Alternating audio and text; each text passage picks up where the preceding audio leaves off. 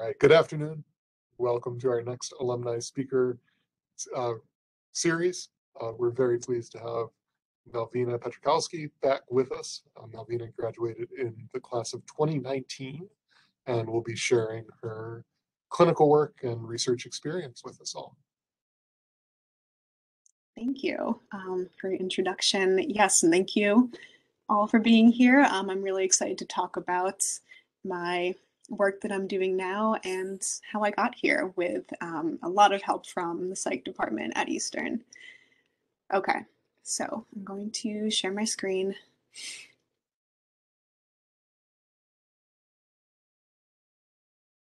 Okay, can everyone see that all right? Okay, I know that's the question that's always asked after sharing a screen, but I don't use WebEx regularly, so that's why I'm asking. Okay, great. Okay, so today I'll be talking about clinical neuropsychology, research and practice within this field, and the path to graduate school in this area. So here is the agenda for what I will be talking about. So first I'll go over my own experience at Eastern, the things that I did there that kind of led me to this interest area and some strengths that I gained here to lead me to graduate school. I'll also talk about clinical psychology, which is the field that I'm in, and neuropsychology, which is a subfield of clinical psychology. So I'll talk more about those areas. I'll also go over my current roles, so basically what I'm doing now as a graduate student and what it kind of looks like. And I'll also discuss getting into graduate school, so what that process looks like, what it entails, and I'll be sharing some resources and hopefully some helpful advice. And I will leave time for questions at the end, but please feel free, anyone, to jump in at any point. I invite that, so no need to save questions for the end if you want to ask something at a certain point. Totally fine with that. Okay, so I'll start with talking about my time at Eastern, which feels like a while ago, but yeah, so I'm breaking this down into kind of different areas that I think were really relevant for bringing me to graduate school. So the first area being research. So one part of my research experience at Eastern was my honors thesis, and this was kind of already in the realm of neuropsychology or neuroscience. I looked at physiological measures of empathy for pain, and I talked about mirror neurons in there. So I really enjoyed doing this project as I discovered my interests in this field. And I also just want to disclaim that you can absolutely get involved in research without being in the honors program, but this is just something that was a big part of my experience here at Eastern. Aside from that, I was also a research assistant in Dr. Diller and Dr. SP's lab, the BLEEP, the Behavioral Laboratory of Emotion and Psychophysiology, which was a wonderful experience and definitely prepared me for what research kind of looks like beyond the undergraduate experience. And those of you here may already know or be involved in research labs in the psych department, but you can get experience with things like analyzing data, statistics, research writing, working with participants if there are studies going on, and also just reading research and talking about research was really great. So becoming educated on just how research works in psychology, that helped me a lot. There were also presentations that I was very lucky to be able to do. So I did a few posters at my time at Eastern, as well as one oral presentation. I believe that was at NCUR, the National Conference for Undergrad Research, which is a great opportunity. Even though these things can be nerve-wracking, I definitely recommend them as they're a great experience for graduate school. This is something that you'll continue doing in this field a lot, and I really enjoyed my time meeting others and talking about research in these contexts. And publication. So this is another thing that I'll mention later on. Once again, that's big in the graduate level of psychology and clinical psychology. I was really lucky enough to have one publication come out of my undergraduate research experience at Eastern with Dr. Diller, and it taught me a lot about the writing process and what it's like to be peer reviewed and get something published. And this is something that even if you don't have the opportunity to do, just learning about the publication process is very helpful.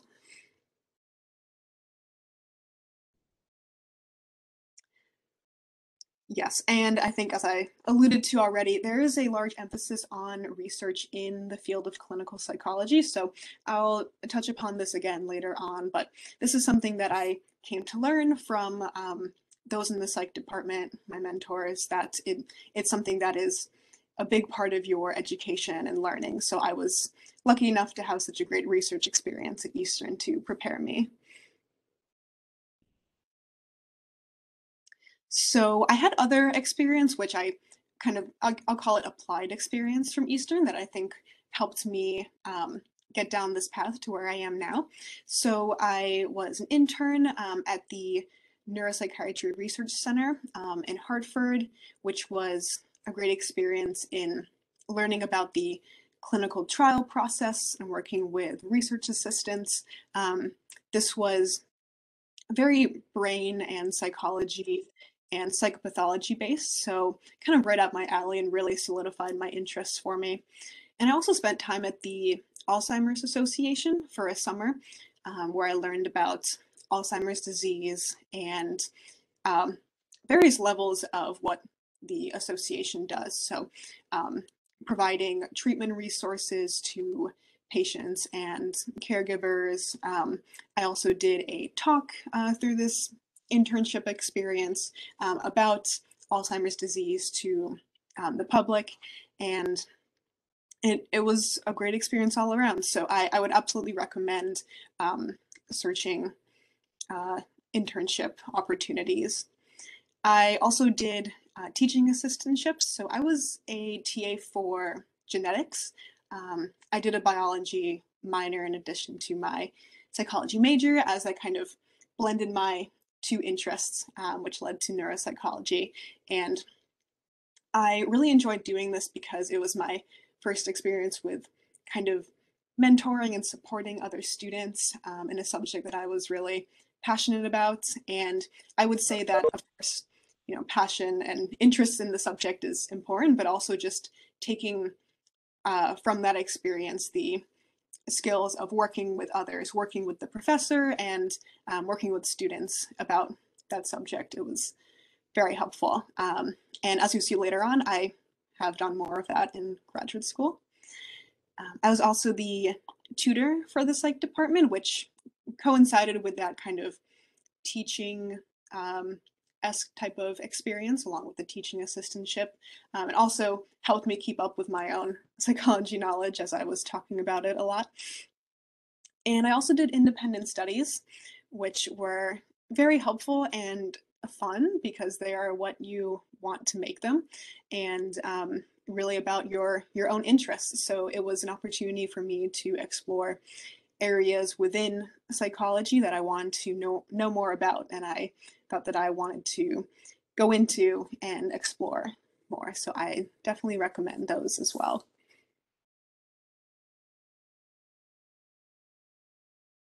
And just a couple extracurricular things to highlight. I was also a volunteer at a hospital for a while, which was a great experience in just interacting with patients and others in a clinical environment. And I was also involved in Psych, the Psychology Honors Society, which was beneficial as well. So if you have time and opportunity for extracurriculars that interest you, that may give you good insight into things you like or don't like, I would definitely recommend them too.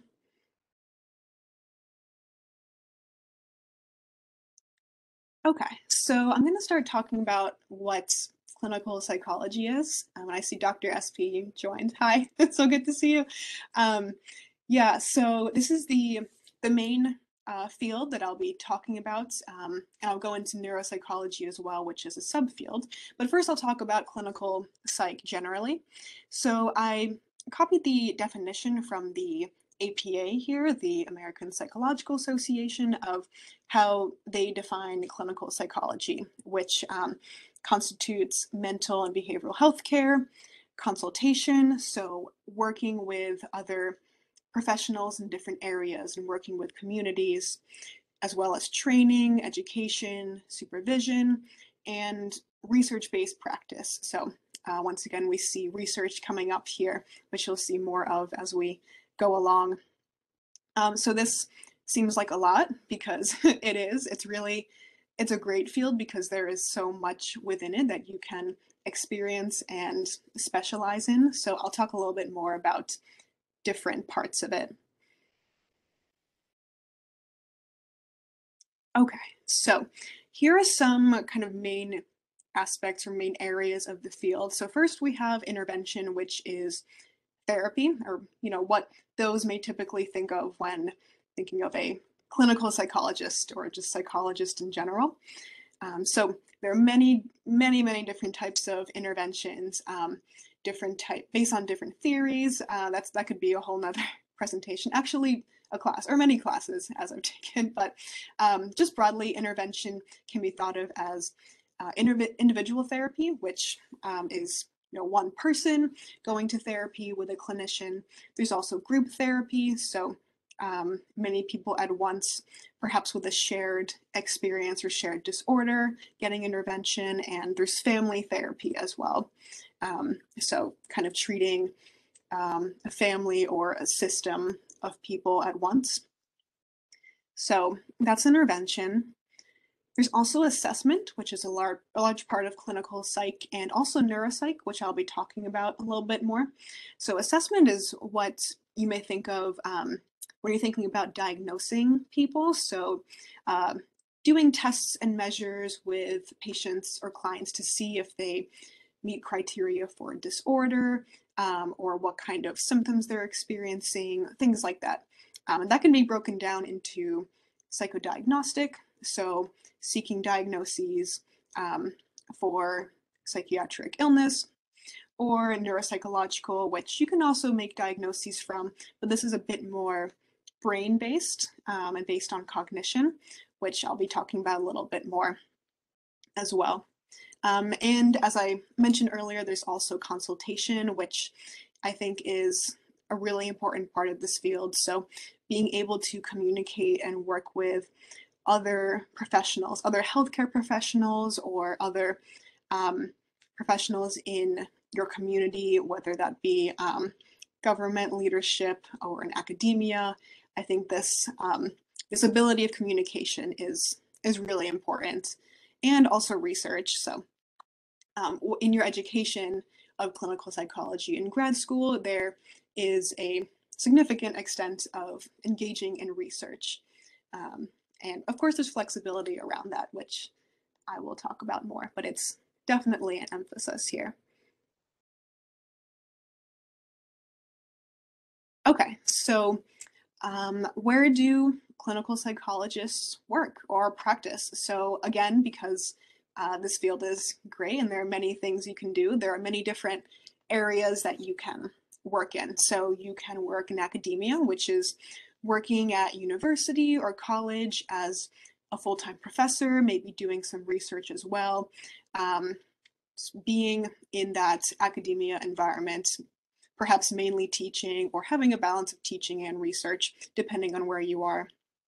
And there are also what we call academic medical centers. So this entails a mix of research and clinical work. So for example, if you work at a teaching hospital, you may mentor clinicians in training. You may also engage in some research and have your own patients, things like that. There are various types of treatment facilities. So whether they're community-based or from a larger hospital network, and they can specialize in type of disorder or age group. There's so many different kinds of specialized treatment facilities. Hospitals as well. So there are inpatient hospitals or residential where patients reside within the hospital. There's also outpatient, which is, I would say, most typically thought of where patients come and go, visit the hospital. There's also private practice. So this is when you own your own practice and you are a therapist or neuropsychologist, for example, kind of in your own practice on your own, running your own business with clients or working for someone with their own private practice. And you can also work in correctional facilities too. So for the state or for the government, truly there's room in many different settings for clinical psychologists that we could probably talk about this all day as well. Oh yes, and something I want to highlight is, for better or for worse, in the light of the pandemic, telehealth has become really prominent and it's becoming researched more in terms of its efficacy and use, especially its ability to reach those who may not be able to access mental health care otherwise, which I think is really important, and that is on the rise in research and concern in the field. So telehealth has been shown to be effective and beneficial in many ways, and now this is absolutely something that many professionals in clinical psychology are incorporating into their practice to be able to reach more people and help more people. And I think that this will stick around for the future. Okay, so I want to talk about the differences between two types of degrees in clinical psychology, because these are kind of the main two. So there are also master's degrees, of course, that are in the field of clinical psychology or similar to it. For example, master's in mental health counseling. But these are kind of the two main degrees that are available to become a clinical psychologist. So first you have your PhD. This is your doctorate of philosophy. And these programs are based, or a lot of them are based on the scientist practitioner model. So they have that greater emphasis on research and basing your clinical work on research in the field, on evidence. So you have that significant extent of research in your education. These also typically provide more funding. It depends on the program, of course, but these tend to be funded, to some extent. And I think because of that, and many other reasons, these programs also tend to be a little bit more competitive. The cohort sizes that become matriculated are quite small. I think, for example, my cohort is a large cohort. It's considered large, and we are 9 people. They're typically around, I would say, 4 or 5 in a year. Not to discourage anyone. I think they should be larger and not so stringent, but that's kind of how most of them look in terms of the profile. And then we have our clinical PsyD. So this is a doctorate in psychology. So these programs have a bigger emphasis on clinical practice rather than research. So they're more clinically focused. So if you kind of know your goals of just wanting to go right into practice, do intervention and therapy, this may be more for you. Although these typically do not provide funding or as much funding as PhD programs, to my knowledge. At my clinical work currently, I work with some people in PsyD programs where this is the case. But they do have similarities as well. So both types of programs can get APA accreditation. So this is accreditation from the American Psychological Association that says this is a program that meets our standards of training psychologists. They both have a similar timeline of 5 to 6 years, and they both contain an internship for the last year of your work. And both of these can lead you to pursue licensure, so to become a licensed psychologist and practice later on. So the main difference, I would say, is the emphasis on research in the PhD versus clinical work in the PsyD programs. Okay, so I'm going to move on to neuropsychology and talking about that a little bit. Once again, feel free to jump in with any questions, especially after I switch topics if you want to go back to anything. Um, but yes, so neuropsych is a subspecialty within clinical psychology. So within the field I was just describing, going even further into kind of a more specialized area that focuses on brain behavior relationships, diagnosing brain disorders, and looking at cognitive and behavioral functioning. So really getting at mental illness from the lens of cognition and how the brain is affecting cognition and behavior and those connections, and also designing effective treatment. So giving input into the treatment of patients and clients.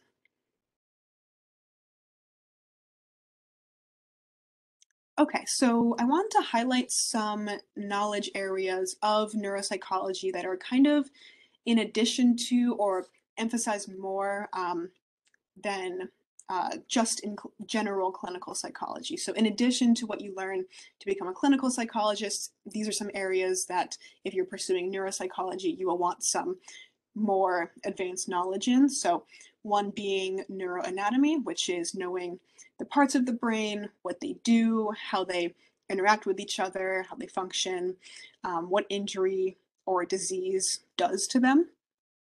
There's also psychopharmacology, so knowing about drugs and drug interactions, how they interact with the brain, mostly pertaining to medicine for mental illness, but also other types of medicine and, at least a very basic molecular or chemistry knowledge.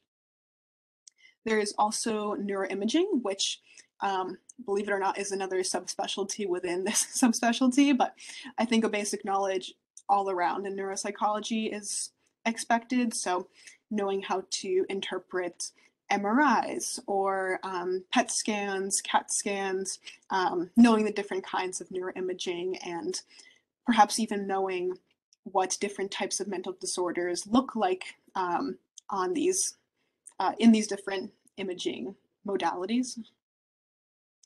Also knowing about neurological disorders, so kind of creeping into the medical field a little bit, so taking a medical stance and just knowing a bit about those more neurologically based disorders such as Parkinson's disease, Huntington's disease, cerebral palsy, knowing how they work and how you may see them in your practice as a neuropsychologist and how they relate to cognition. Speaking of cognition, also cognitive domains. So as you may be learning about, for example, in Dr. Lanigan Lightsell's class about cognition, being knowledgeable of these different domains such as memory, language, executive functioning, and just having that knowledge of how they work and what can impair them, and basically how do they relate to the brain and map onto the brain, things like that. Once again, bringing in the medical field a little bit, some relevant medical conditions. For example, you may not think that you would need to know anything about high blood pressure or other vascular diseases or disorders in psychology, but in neuropsychology, this is something that kind of comes up a bit in terms of how that may affect brain health and function. So that's just one example. And also within neuropsych, you can specialize in different age groups. For example, I work with adults and also kind of specialize in older adults, so the geriatric population, but there's also a pediatric neuropsychology subfield, so working with children and adolescents.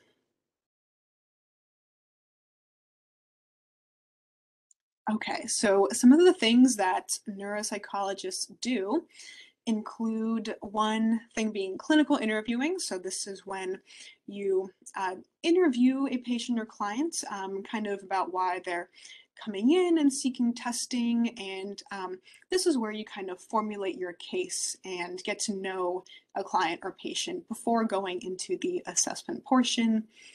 Then you do the assessment. So I'll be happy to dive into this more if there's interest or time, but just to keep it more concise, this is where you do a bunch of different tests to look at those cognitive domains that I mentioned. So doing tests of memory, language, attention to see how well somebody performs, and then based on those results, possibly making diagnoses. And then one of my favorite parts of neuropsychology is the feedback part. So giving feedback to patients, talking to them and their loved ones and caretakers about treatment planning. So after you assess someone and possibly make a diagnosis, your responsibility is to tell them where to go next, provide recommendations and provide supports. And I think that's arguably the most therapeutic part of neuropsychology. So again, thinking about it within the greater field of clinical psychology, this is where your therapy skills come in. And I think it's really important to have those communication skills in this area. So that's just a very broad overview of a typical process in neuropsychology practice. Okay, so I took this from ONET Online. I'm not sure if others are familiar. This is a website that provides statistics for different occupations and jobs. So I put in clinical neuropsychologists for Connecticut to show annual wage and also projection of trends for the future. Something that you may notice is down here at projected growth within this decade, it says slower than average. And I was reflecting on that, and I think maybe that may have to do with not only the amount of time and education it takes to get to this career point, but also perhaps systematic barriers that may keep people from reaching that point, as it takes a lot of resources to get there. And I'll talk about that more a little bit later on. But as you can see, I thankfully, hopefully all that work in school pays off at some point. And this has been talked about in my clinical practice and also in my program about the future of neuropsychology and clinical psychology in general. And, you know, despite maybe some concerns about advancing technology, maybe putting people out of jobs, including psychologists, I think there's a general consensus that we provide something unique and valuable to healthcare, and that won't be extinguished anytime in the future. Maybe that's my own bias, but I believe that. Okay, so I'm going to transition into talking about what I do in graduate school. So I am in the clinical psychology PhD program at Suffolk University in Boston, and I'm doing a neuropsychology focus here with my mentor. I included a link here to my lab, that of my mentor. So I believe this presentation may be shared, so please feel free to visit that if you're interested in seeing more of the work we do. So I'll talk a bit about my research, but these are my kind of main roles right now. One being research, of course, so that including publication and presentation, also clinical work, which I'll talk about more, coursework. So yes, I'm still in class, although this is my last semester, which is very exciting and doesn't feel real. And I'm also a teaching fellow. So this is actually in addition to my program. I'm a teaching fellow for statistics at Harvard University, and this was something just based on interest, as well as providing extra income as well. But I really enjoy stats, so this has been a role I've enjoyed. And I actually had teaching duties earlier in my program as well, so that was part of my graduate school experience aside from this separate role too. So actually, I think that's highlighted here. Yes, so I made a little timeline here, which it was inspired by something my clinical coordinator showed our class one time that kind of really scared all of us because it looks really daunting, but I think it's helpful to lay it out. And I just want to emphasize that it's really about learning and enjoying the learning and the journey that you are taking, instead of just thinking about this last step of after earning your PhD, because there's more after that anyway, surprise. So, you know, there's no point in thinking about the very end. It's rather just thinking about what's important to you now and how you're going to learn and enjoy that. So in my first year, and every program may differ a little bit in terms of balance of these different things and roles, but this is just based on my program here at Suffolk.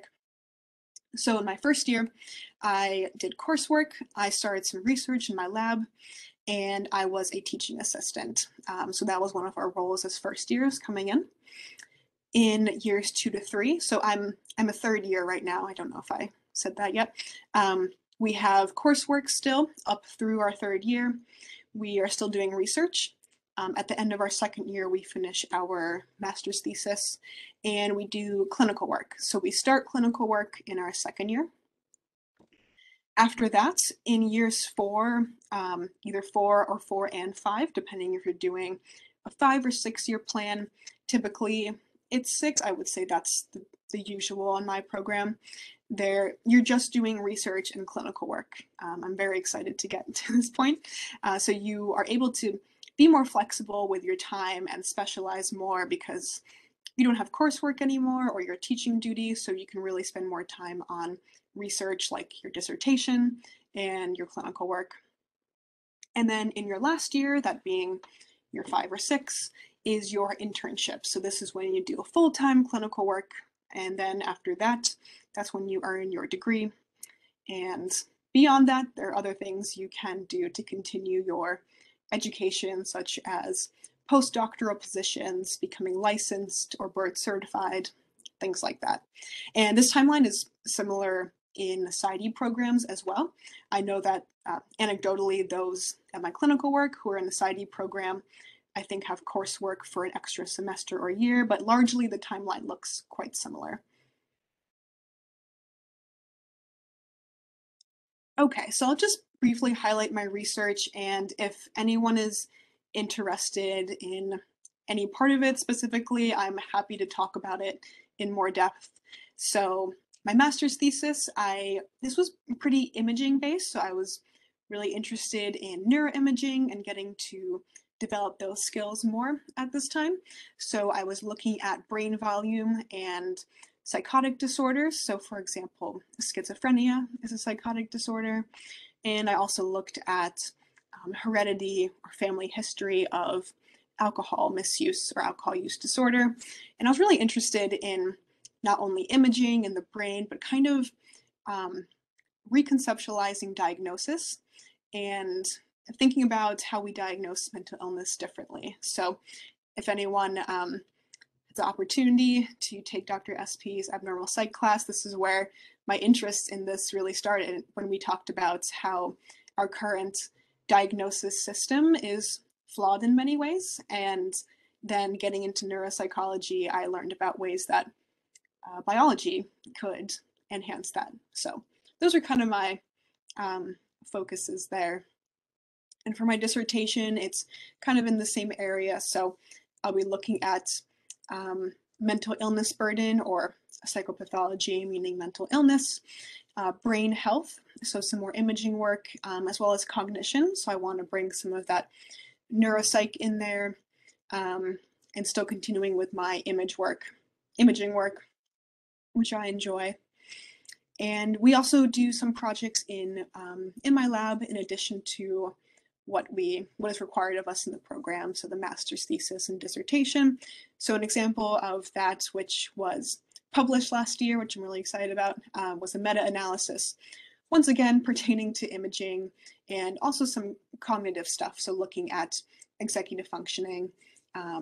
This was really, really great to do. I think lab projects are a great part of graduate school because you get to work with your mentor and other faculty members and your lab mates in something that interests all of you. So yeah, if you want to know more about other lab projects, I'm happy to talk about that.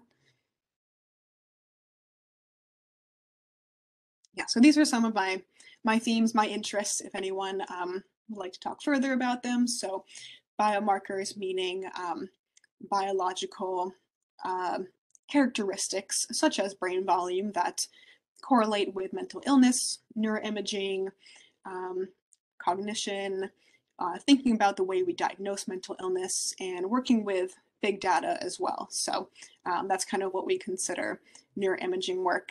I've had to learn a surprising amount of computer science and coding, not too much, but that was fun. So if you're considering working with neuroimaging, just know that may be in your future, but it was a really good experience.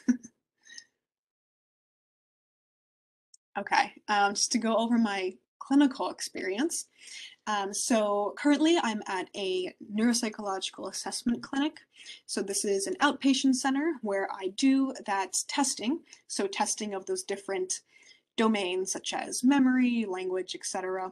I work with adults and older adults, and we see a lot of different types of patients. So those with learning or attention difficulties, brain injury, disease such as dementias, Alzheimer's disease, other things associated with aging, which I'm particularly interested in, as well as other disorders. So this is something that's really enjoyable for me, and I've learned a lot from this.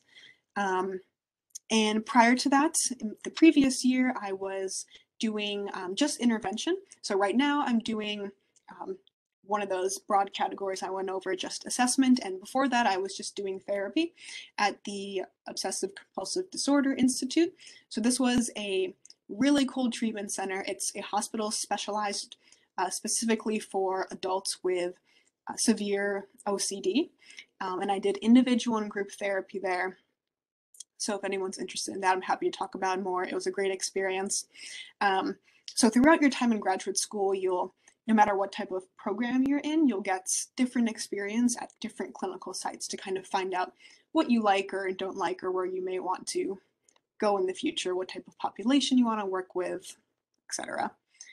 And next year, I will be at Mass Gen Hospital at a more research-heavy practicum. So I'll be in their brain health program, working in different units at the hospital there and doing research, which is very exciting. So kind of blending all my interests there. So just from these experiences, you can kind of see there's a really broad and diverse range of things you can do within a clinical psych program. Okay, so this is my last section here of my talk. I'll be talking about applying to graduate school and kind of what to think about as an undergrad or after you finish your degree at Eastern. So one aspect is taking relevant classes. I know that seems kind of obvious, but thinking about those psychology topics that interest you, as well as having a good foundation in stats and research methods, which I know may not be everyone's favorites, but believe it or not, they will come back in graduate school. So those are definitely important and relevant to clinical psychology. Also research, of course, as I've said already many times. So thinking about those opportunities like doing independent study with a professor, being a research assistant in a lab, and going to conferences. And something I want to acknowledge is that going to conferences requires resources. And I think in light of the pandemic and just the field's increased acknowledgement of the need to provide resources more openly, I think they're becoming more accessible or wanting to be. So for example, virtual conferences are more popular now and easier for people to access. So if that's something that you can do, I definitely recommend it. There's also clinical work, which, I arguably I didn't have any real clinical experience before coming in, and that was okay. I had that volunteer position at the hospital, which I think helped me a bit, but this is not something that I think programs expect at the undergrad level for you to have real clinical experience. That's something that you typically start in graduate school, but you can think about this or where you may find opportunities to, at least, even if not in a clinical sense, just have a position or internship where you work with people. And I want to say overall that graduate programs are thankfully moving toward kind of a more holistic approach to the experience you bring coming in. So they are favoring more so a wide variety of experiences. So you don't have to fit just one single profile of what you think an applicant would be. So, it's a privilege in many ways to, endure the process of applying to graduate school and getting in and having the resources to do that. And I think even though it has not come soon enough, that programs are learning this and trying to do things about it. And I would say, even though this is not an ad for my program, I think my program does a good job about being open about this and making efforts to reach those who may not have as many resources to apply to graduate school, things like that. And speaking of, I'll talk about resources in a minute as well. So the process logistically consists of one, the GREs, which you may have heard of.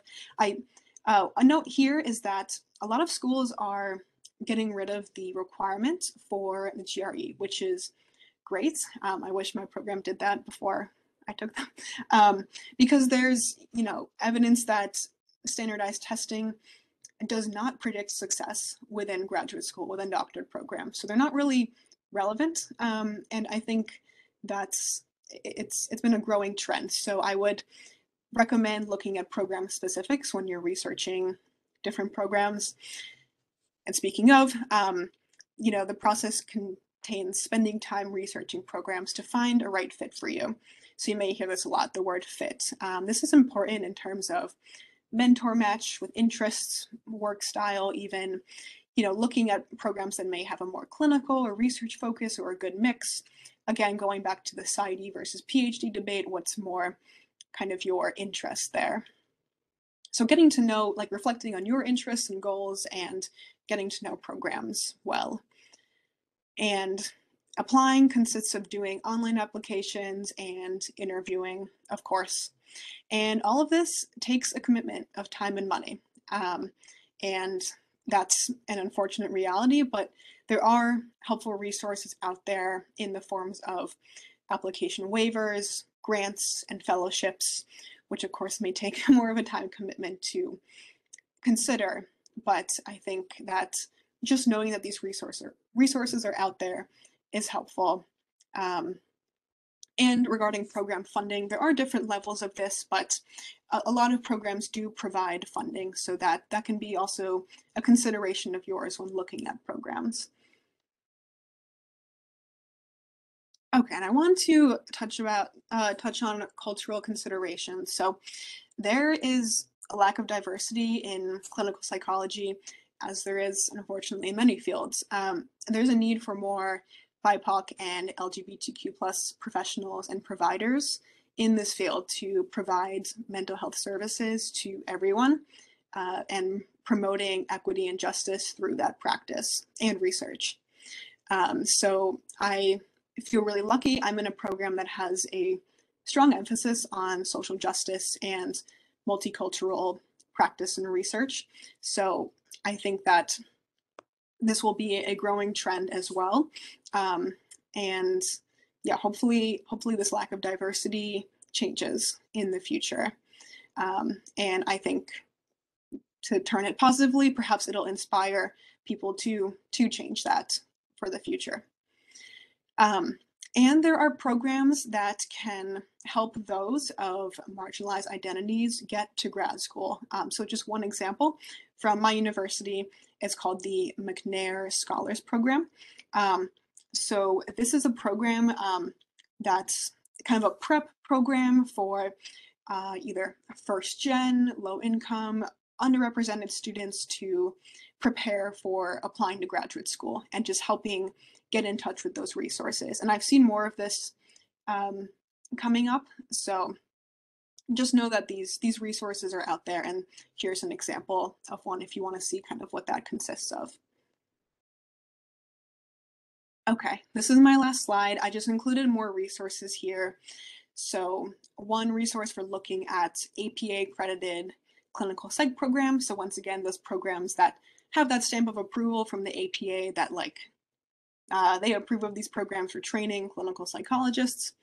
I also included links from the APA website about clinical psych and also neuropsychology, if you're interested in learning just more about those fields.